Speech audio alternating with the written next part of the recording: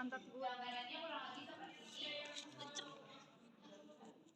Selanjutnya ada aspek pasar dan pemasaran yang ketiga itu penjualan pada bulan Januari sampai bulan Maret. Dari segi proyeksi permintaan dan penawaran totalnya itu 50 per bulan dan sisa penjualan setiap bulannya yaitu ada 50 juga. Selanjutnya itu ada analisis pesaing. Terdapat satu pesaing dengan jarak 15 meter dari kedai taman. Pesaing tersebut lebih menonjol karena banner yang menarik, namun menu yang disediakan dari pesaing tersebut itu kurang bervariasi. Sedangkan kalau kedai yang kita analisis ini dari menunya itu memiliki berbagai macam menu. Yang kelima ada segmentasi pasar. Hampir semua kalangan terjadi segmentasi pasar kedai taman itu mulai dari kalangan anak remaja, mahasiswa, orang kerja, dan masyarakat umum dengan rentang usia itu mulai dari 10 sampai 30 tahun, bahkan ada yang 45 tahun pun masih bisa nongkrong juga. Yang keenam itu ada pemasaran dan implementasi strategi. Strategi pemasaran dengan menggunakan banner dan sosial media berupa WhatsApp dan media sosial promosi lainnya, ataupun penawaran secara face-to-face atau langsung. Selanjutnya ada segmentasi target dan media promosi UMKM. Itu ada segmentasi pasar atau target yang dilakukan oleh pihak kedai tampan, dimulai dari anak-anak hingga orang dewasa yang ingin sekedar menikmati minuman atau makanan ringan, ataupun untuk berkumpul juga bisa. Selanjutnya ada media promosi yang digunakan oleh penjual menggunakan banner yang dipasang di sekitar kedai, dan juga melakukan promosi di sosial media berupa WhatsApp serta media sosial lainnya seperti Instagram, Facebook.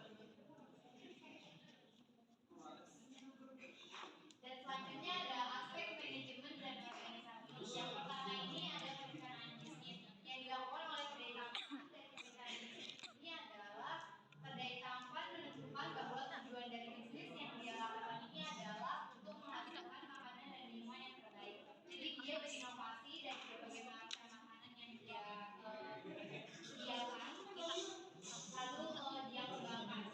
Yang kedua ini ada penggerakan. Karyawan nantinya akan diberikan edukasi dan pelatihan mengenai job desk-nya masing-masing.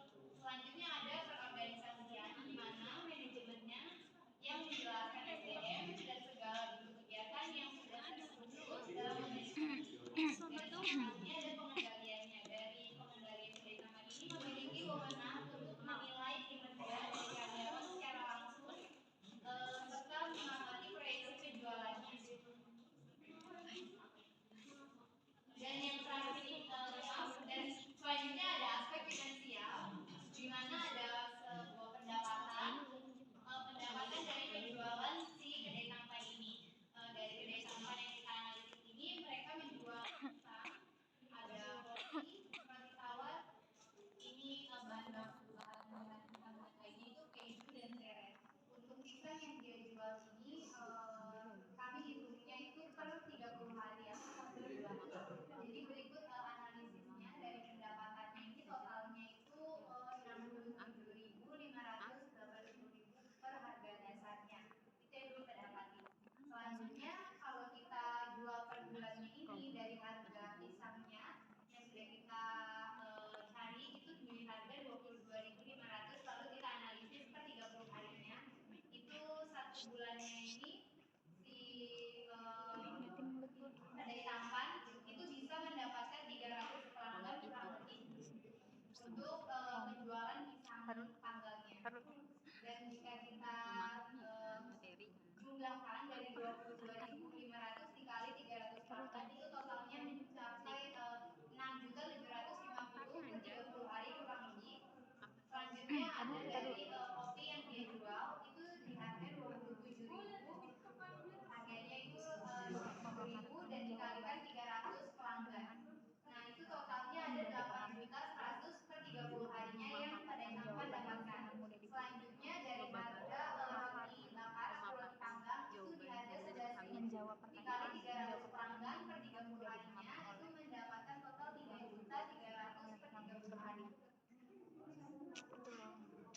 biar enggak itu.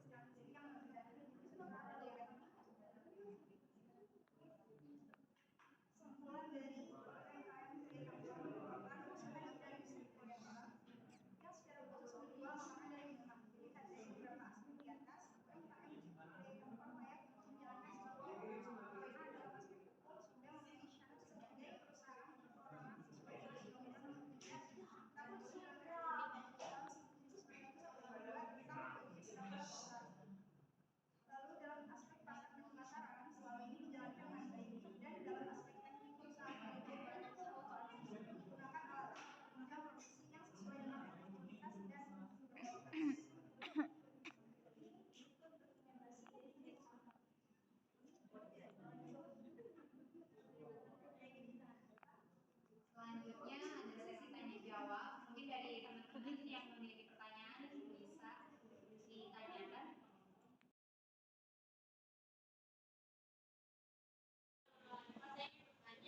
Apa tantangan dan rintangan yang dihadapi oleh UMKM dari Tampan? Apa saja yang akan dilakukan pemilik dari Tampan demi mencapai kesuksesan hingga membuka cabang selanjutnya? Faktor utama yang menjadi hambatan dalam mendirikan kedai tersebut kan karena kayaknya banyak kan kedai-kedai. Ini faktor utamanya apa saja? Hambatannya.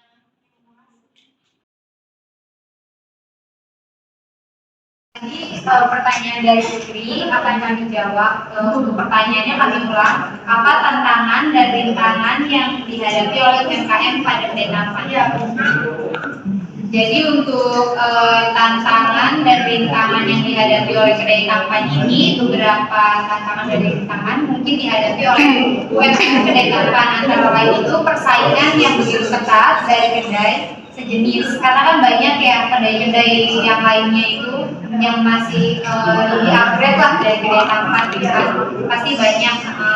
Terus keterbatasan modal itu paling utama untuk pengembangan usaha, atau ada juga untuk rintangannya ini dari birokrasi dalam perizinan, karena kesulitan mendapatkan tenaga kerja yang berkualitas. Selain itu juga dari faktor eksternal seperti fluktuasi harga bahan baku yang juga bisa sering terjadi. Selanjutnya pertanyaan dari Cika.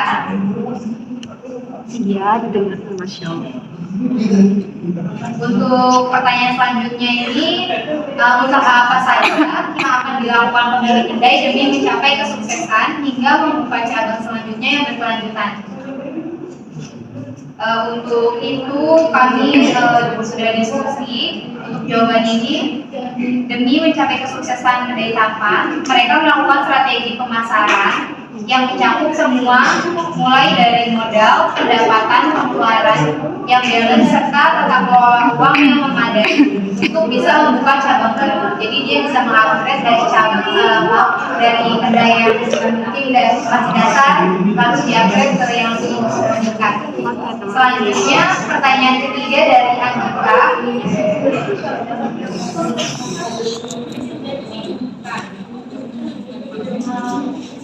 Apa faktor utama yang menjadi hambatan dalam mendirikan kedai? Setelah diskusi, untuk jawabannya itu faktor utamanya yang menjadi hambatan dalam mendirikan kedai meliputi modal yang mencakup untuk memulai usaha, mencari lokasi yang strategis, menunggu perizinan dan regulasi yang diperlukan, serta menemukan pemasok bahan baku yang berkualitas dan terjangkau. Sekian jawaban dari kami. Mungkin sudah cukup atau pertanyaannya? Sudah. Baik, terima kasih. Wassalamualaikum warahmatullahi wabarakatuh. Waalaikumsalam.